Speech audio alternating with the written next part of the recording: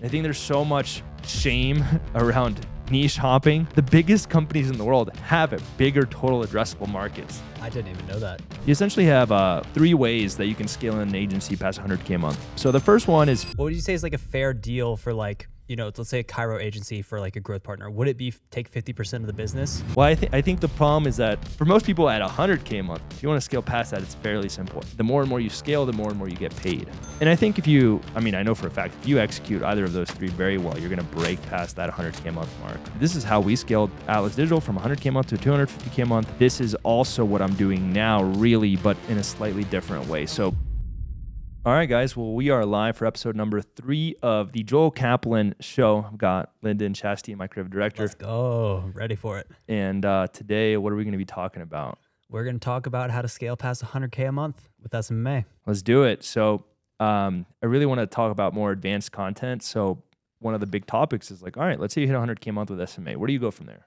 How do you get to 250K a month, 500K a month, $1 million a month? You essentially have 3 ways that you can scale an agency past 100K a month. So the first one is pretty simple. You can add more services or build out a backend program to ascend your clients into in order to increase the lifetime value. So if you're charging $1,500 per month for TikTok ads, you come in and you offer SEO with ads for $2,500 a month, and you get everyone to buy that.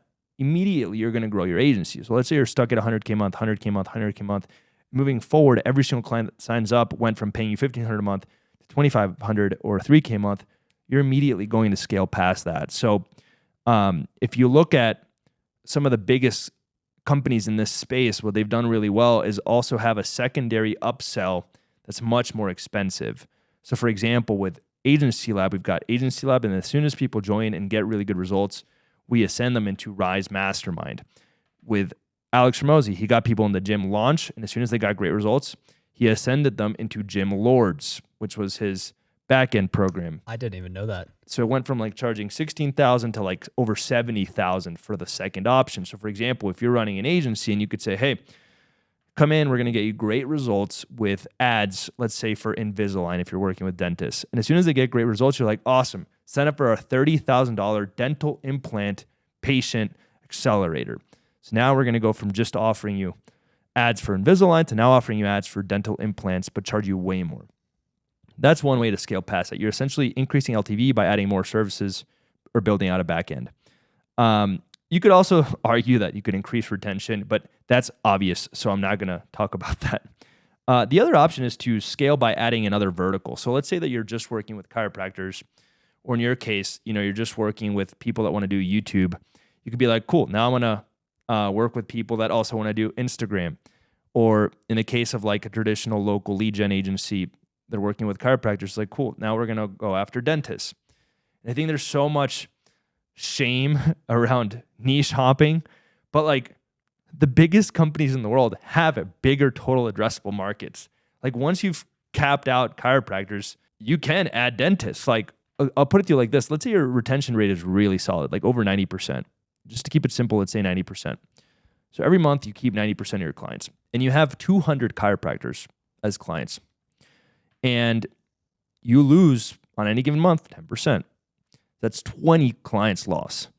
That means that you have to get 20 clients every single month to break even. Whereas if you just add dentists and you acquire 20 new clients, well, guess what? You're going to keep 18 out of 20. You're only going to lose 2.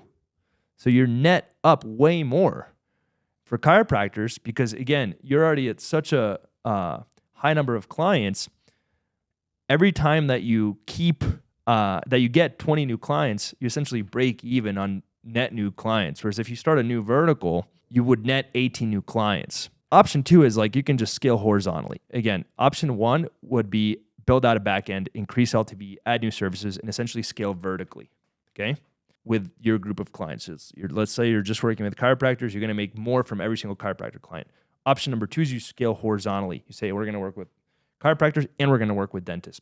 Option number 3 is to transition your agency into more of a growth partner approach. Growth partner would be like, instead of working with 100 chiropractors, I want to work with 5 chiropractors, but I want them to give me 50% equity in their business. Or instead of working with like 100 coaches and consultants you're going to work with 5 and take 30% of the profits. And they're also going to pay you $30K a month. So if you look at like the biggest agencies in the world, they're charging way more for those clients. And I guess if you're working with like Fortune 500 clients, you could charge $50K a month, $100K a month, no problem. But for most people that are not Gary Vaynerchuk and can't go and land Coca-Cola, the way that you would charge way more is by being more of a growth partner as opposed to a traditional agency where you're getting paid a retainer. Does that resonate? Yeah, 100%. That's really interesting. So, well, any questions so far? What would you say is like a fair deal for like, let's say a Cairo agency for like a growth partner? Would it be take 50% of the business?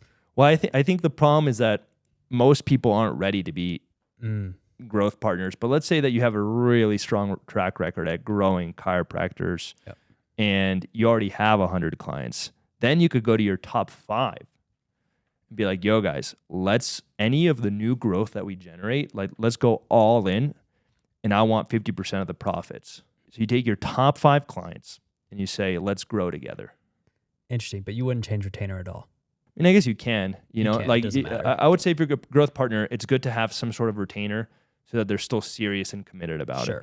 But I think for example, let's say you work with e-com brands. You could charge $5K a month, or you could charge $2,500 a month plus 20% of the profits you generate. That's more of a growth partner model. And now the more and more you scale, the more and more you get paid. So if you're past 100K a month, for most people that are, again, I'm not trying to compare you to Gary Vee where you can just land a massive company, right? Like Nike. For most people at 100K a month, if you want to scale past that, it's fairly simple. Increase LTV by adding additional services or building out a backend program, essentially scaling vertically, getting more out of each client. Option 2 would be scaling horizontally. Let's say you're just working with people, helping them with YouTube. Now you're helping them with Instagram. Or let's say that you're working with chiropractors, now you're working with dentists, or let's say you're working with real estate professionals, now you're working with real estate investors and mortgage professionals, scaling horizontally. And then option number 3 is really partnering up with your clients on that growth, where instead of adding additional services or building out a back-end program, you essentially share in the success of their growth. And I think if you do either of those, I know for a fact, if you execute either of those 3 very well, you're going to break past that 100K a month mark. So this is how we scaled Atlas Digital from 100K a month to 250K a month. And then this is also what I'm doing now, really, but in a slightly different way. So instead of being a growth partner, I'm essentially a venture studio where I own the 5 different companies that I'm trying to grow, but they're technically like clients, right? Each one of the companies that I own, right now we own 5. If we were to really look at it, it's almost like I have a very lean agency that grows those businesses, and if they grow, I get paid. It's going to be hard for a chiropractor to just give you the equity, but you could say, hey, any new growth after, let's say, 100K a month for them, let's say you get a chiropractor to 100K a month, you say, hey, we're going to try to get you to 8 figures, but I want to split 50% of profits. Now you're making way more from that client. For sure. So that's it. Any final questions? Don't think so. That's a really good strategy. All right, guys. Hopefully enjoyed episode number 3, and we'll see you in episode 4. Let's do it.